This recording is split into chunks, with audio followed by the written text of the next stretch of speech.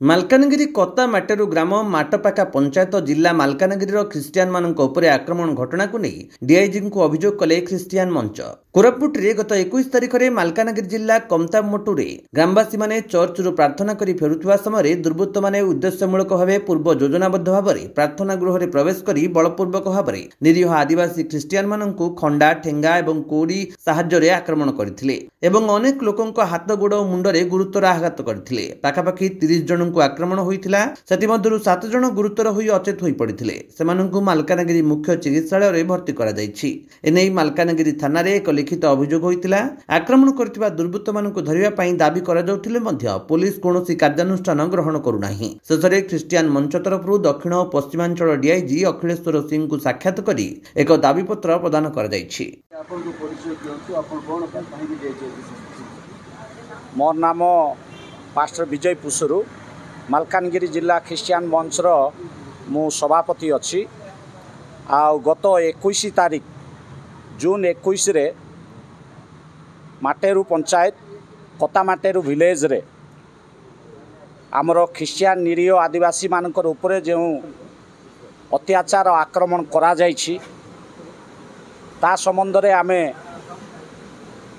ଜିଲ୍ଲା ଅଧୀକ୍ଷକଙ୍କୁ, जिला पुलिस अधीक्षक को तत्संगे संगे जिला कलेक्टर को एवं आईआईसी को एफआईआर आउ मेमोरांडम दिगला। किंतु जे माने आम निरीह आदिवासी मान को आक्रमण करिसंती ए पर्यंत सेमानकर ऊपर कौन सी आईनगत कार्यानुष्ठान ग्रहण करा जाय नाही।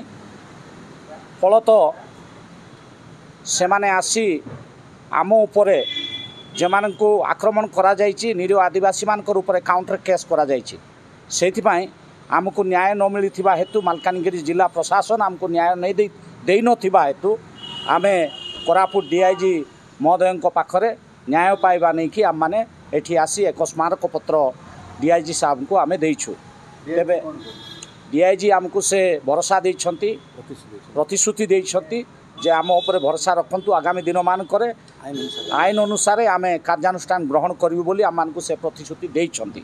जदि से माने आईनगत कौन सी कार्यानुष्ठान ग्रहण न करती आगामी दिन मान करे जे माने निरीह आदिवासी मान को मालकानगिरी जिले में क्रमानुगत भाव में आक्रमण कर जाउछंती, जदि प्रशासन से आईनगत कौन सी कार्यानुष्ठान ग्रहण न कले आमर समाज मालकानगिरी जिला ख्रीष्टियान समाज राजरास्ता को उलाइब आओ अनिर्दिष्ट काल पर्यंत आमे अनशन रे बसिबु।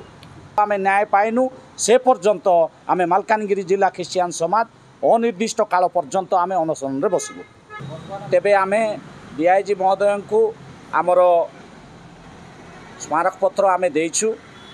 आगामी दिन मानकर जदि ए जो घटना उपरे जे माने आक्रमण करिसंती जे मानकर उपरे एफआईआर आमे देइछु से मानकर उपरे जदि प्रशासन कोनोसी कार्यानुष्ठान ग्रहण न कले मालकानगिरी जिला ख्रीष्टियान समाज तथा पड़ोसी जिला सेमानकर समग्र ओडिशार सहयोग आगामी दिन मानकरे आमे धारणा बसिबा संगे संगे आमे राजरास्ता उलाइबा को बाध्य हेबु।